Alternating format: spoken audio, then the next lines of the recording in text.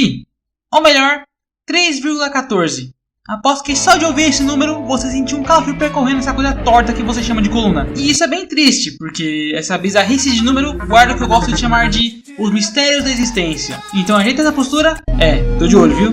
Me acompanhe nessa incrível jornada de Pi, também conhecido como 3,14159265355. Você reparou como o círculo é uma forma misteriosa? Tipo, se você já tentou desenhar em pixel art, provavelmente reparou que não existe círculo. Tipo, não só na pixel art, mas qualquer forma de arte possível, não importa como, sempre vai ter uma imperfeição. Fora que é uma forma que não funciona se for composta, ou seja, se for feita de outros materiais. Aí a gente consegue fazer equações com essa geringonça, calculando distância, até entender outra forma bizarra que é o triângulo. Mas, porém, contudo, entretanto,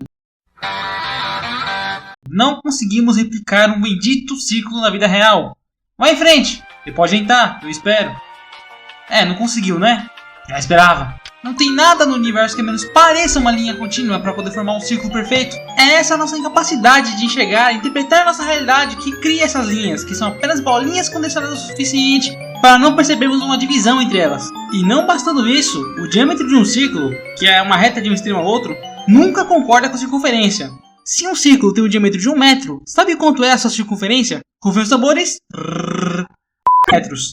Ou seja, não importa qual o tamanho do círculo, sempre tem um p***zinho ali escondido no meio. E como descubro a circunferência e o diâmetro caso um dos dois falte? Se quisermos a circunferência, multiplicamos o diâmetro por π. Se for o diâmetro, dividimos a circunferência por... Tá, você já entendeu. Isso é o que chamamos de razão, que a partir dela conseguimos descobrir os detalhes do círculo.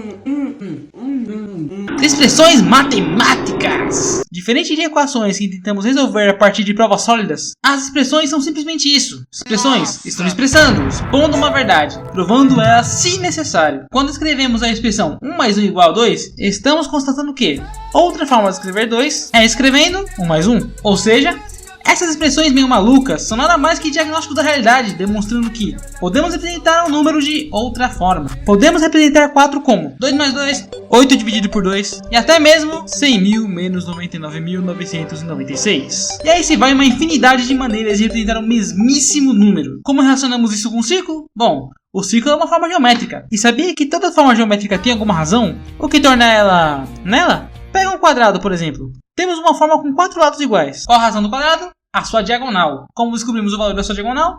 Fácil. Temos uma expressão para isso. Raiz quadrada de 2.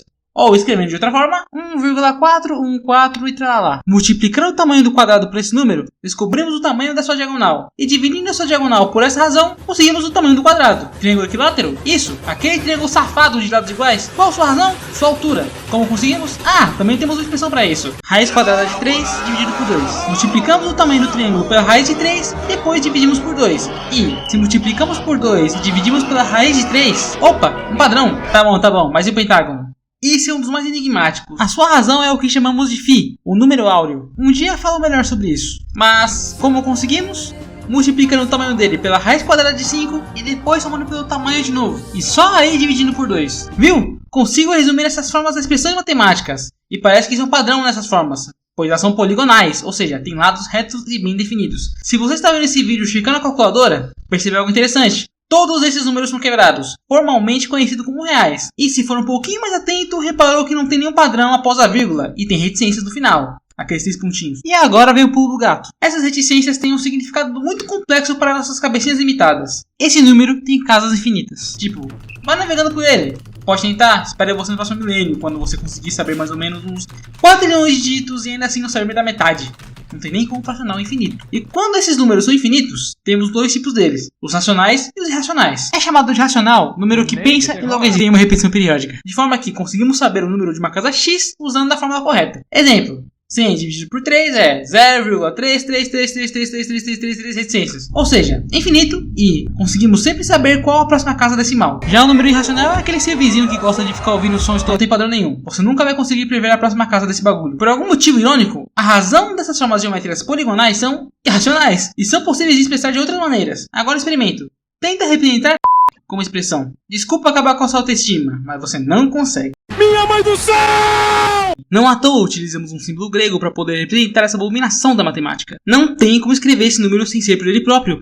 Não existem números iguais a π, nem por equações. Se você tentar alguma coisa do tipo x igual a c dividido por d, para ao menos tentar abreviar alguma coisa, quando for tentar resolver, você vai precisar dessa bizarrice em mãos. Não tem como. O círculo é tão misterioso que alguns o colocam como uma forma de infinitos lados. Você consegue conceber isso? Pode-se dizer que a matemática é o código de funcionamento do universo. A teoria, enquanto a física seria a prática. Não temos a capacidade de inventar regras para o universo, e nada de inventar algo infinito. Nossa mente é limitada. Mesmo com método científico e equipamentos dedicados para observar coisas que não conseguimos, não entendemos a totalidade das coisas. Nossa mente não entende nem o mundo em que vivemos. Imagina compreender, e pior, criar algo infinito. Entenda, não estou falando dos operadores ou dos desenhinhos que são os nossos números. São só uma representação que cabe nesse nosso coquinho. Eu estou falando que o que chamamos de matemática não é nada mais nada menos do que toda a lógica que rege o universo. Tanto que os desenhinhos que chamamos de fórmulas, as infames operações formais que, essas sim cremos, são incapazes de expressar a totalidade dessas regras. Quem provou isso? Um certo matemático aí chamado Kurt Gödel. Sem se aprofundar muito, Gödel declarou que o nosso sistema matemático é matematicamente incompleto. A partir de 2 teoremas, provou-se que é impossível tratar toda a matemática com os nossos sistemas formais baseados em axiomas. Axiomas são declarações matemáticas que podem falar sobre si mesmas e não precisam ser provadas. Um exemplo, um círculo pode ser desenhado ao redor de qualquer ponto. Precisa provar? Não! Você faz isso toda vez que você tenta desenhar um círculo. Isso é chamado de a incompletude de Gödel. Entende? Nossos desenhos matemáticos são ferramentas limitadas pela nossa capacidade para acessar uma verdade que não precisa de nós para existir. Você nasceu depois delas e, portanto, não precisam ser observadas para existirem. Se apenas descobrimos a matemática, é possível que as leis da física surjam por acaso de maneira tão inteligente, definindo assim regras muito específicas. Seria um acidente? Claro que não. E sim, estamos caminhando para 5 vias aquino-aristotélicas, espertinho. As 5 vias são premissas formadas por São Tomás de Aquino, utilizando a filosofia aristotélica para chegar à conclusão de que a existência do universo implica em um criador. E quais são essas vias? Primeira, via do movimento. Para que haja movimento, deve existir um primeiro motor imóvel. Afinal, o surgimento do universo implica em um movimento inicial. Segunda, via da causa eficiente.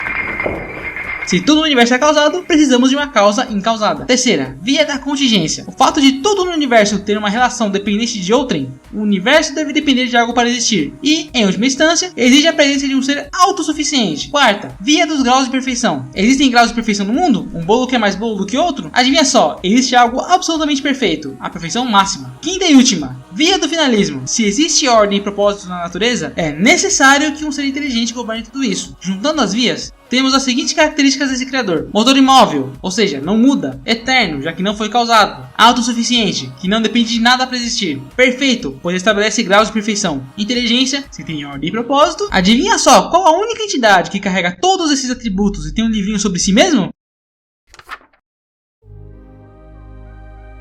O Deus cristão, ou como eu gosto de chamar, o único e verdadeiro Deus soberano sobre céus e terra, carrega todos esses atributos que são definidos aos poucos, mas se completam no Novo Testamento. Imutabilidade? Porque eu, o Senhor, não mudo. Por isso, vocês, filhos de Jacó, não foram destruídos. Eterno? No princípio era o Verbo, e o Verbo estava com Deus, e o Verbo era Deus. Autossuficiente? Pois nele foram criadas todas as coisas, nos céus e sobre a terra, as visíveis e as invisíveis, sejam tronos, sejam soberanias, quer potestades. Tudo foi criado por meio dele e para ele. Perfeito?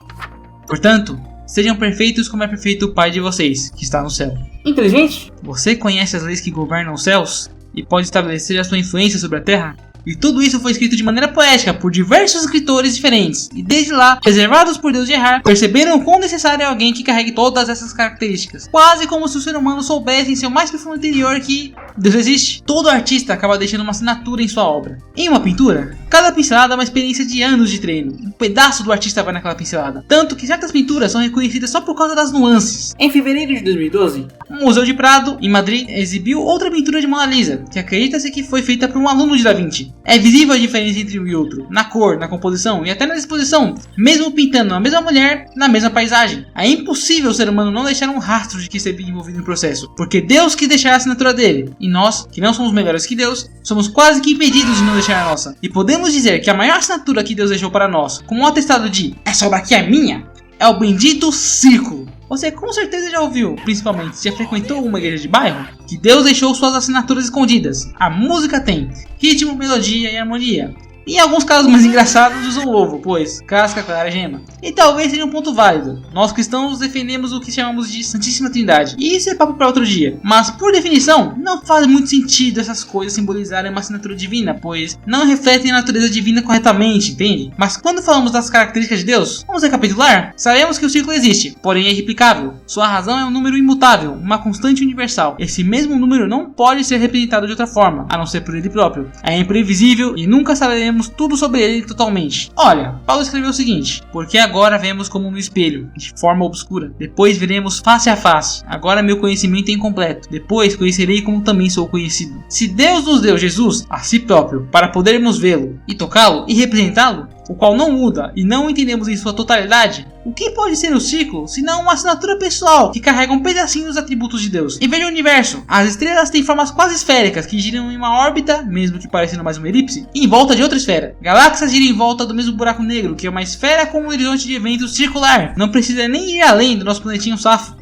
Saca só os átomos, bolinhas compostas de outras bolinhas orbitando outras bolinhas, e essas bolinhas compõem esse universo todo que é uma grande bola. Nosso planeta mesmo. Já reparou que o arco-íris esconde um ciclo completo? Olhando de baixo só vemos a parte de cima, pois o chão limita a nossa vista. Mas e se estivermos acima das gotas? Seja por um avião ou por um drone, sabe o que você vê? Um círculo quase perfeito. Bizarro, né? E não é só por associação não, viu? Veja que Deus usa um arco-íris como sinal de aliança entre ele e Noé. Deus disse: esse é o sinal da minha aliança que faço entre mim e vocês, e entre todos os seres vivos que estão com vocês, para todas as futuras gerações. Se Deus quis deixar sua assinatura no universo, como o pintor deixa sua paixão transparecer em cada nuance de sua arte, essa nuance é o ciclo. E é a partir desse ciclo que seria sua assinatura para a promessa que fez a Noé, o sinal de sua aliança. Começa a era da graça comum.